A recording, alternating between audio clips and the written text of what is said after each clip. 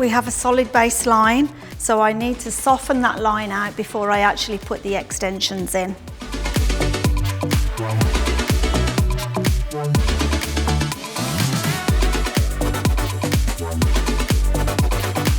So I'm creating a smile line. This allows us to be able to put the hair up without seeing the attachment.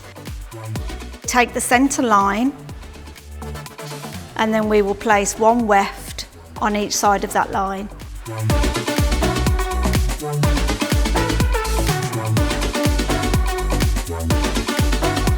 I'm now placing the second piece, putting the top layer on.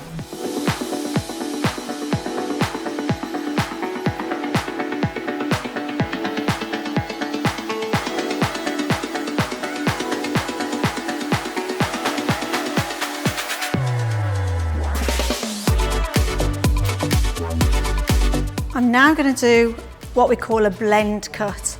So it's blending the extension hair into the natural hair without cutting the natural hair.